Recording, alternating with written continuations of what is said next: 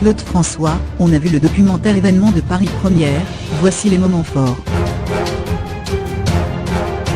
Telestar FR a vu le documentaire Claude François, le dernier pharaon de Paris Première, diffusera le 10 février 2018 à 20h50. La découverte de Julie, la fille cachée du chanteur, est le morceau de résistance, mais le doc apporte de nombreuses anecdotes savoureuses ou grinçantes. Publicité. Le documentaire Claude François, le dernier pharaon devait être diffusé le 2 mars sur Paris Première. Mais la chaîne du groupe M6 a avancé ce portrait inédit au 10 février 2018 à 20h50, car l'exclusivité qu'il contient a fait son petit effet. Rien moins que le témoignage de Julie Boquet, la fille cachée du chanteur qui s'exprime pour la première fois. La fille cachée.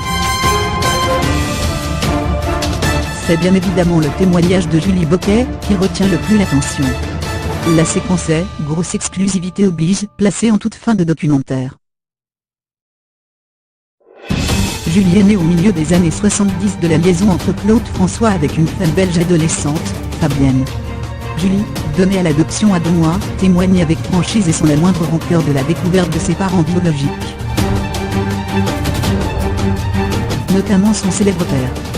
La jeune femme de 40 ans, paisible et souriante, confie ne pas être sûre que Claude François ait été au courant de son existence.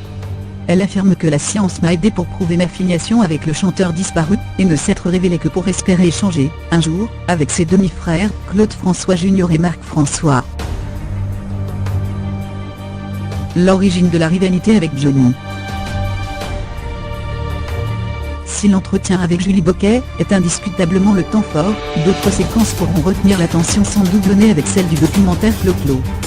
40 ans après, ultime révélation diffusée sur TMC, le 20 février 2018.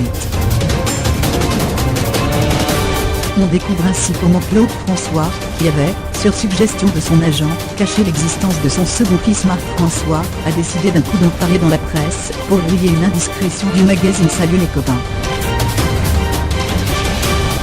Il entre autres les racines très anciennes de l'éternelle rivalité de Clo-Clo avec Johnny Hallyday. Une rivalité dans laquelle le patron du rock tricolore récemment disparu, n'avait strictement aucune responsabilité. Premier chagrin et carnet de notes. On apprend et on voit la grande première passion de Claude François, Jeannette, sa première compagnie et la seule que Claude François a épousée. Une Jeannette qui fit atrocement souffrir Clo-Clo en l'abandonnant pour partir avec Gilbert Bécaud. Ou encore l'histoire incroyable d'un des plus grands tubes de Claude François. Le comme d'habitude dont il a longtemps refusé la musique qu'il qualifiait de merde, et dont le début de texte lui a été inspiré par sa rupture avec France Gall. Ou encore, c'est Fabien Lecoeuvre qui en fait la confidence, la découverte effarée de Sophia Kukonan, l'avant-dernière compagne de Clo-Clo, d'un carnet portant les noms de 300 jeunes femmes complétées de notations intimes pour chacune. Fan agressive, Clo-Clo épouvantable. Certaines séquences du documentaire ne feront pas forcément plaisir aux adorateurs de Clo-Clo. Par exemple le témoignage de Claude Béron, une bénévole de l'ancien fan club du chanteur.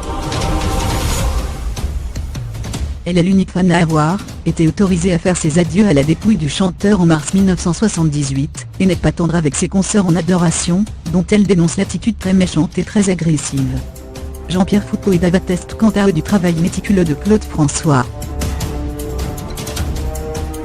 Mais aussi de son caractère parfois épouvantable, dit si Jean-Pierre Foucault.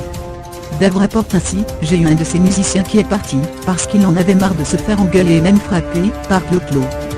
Mais le même Dave a aussi des frissons en évoquant la douleur d'une violence inhumaine de Choufa, la mère du chanteur, au funérailles de son fils.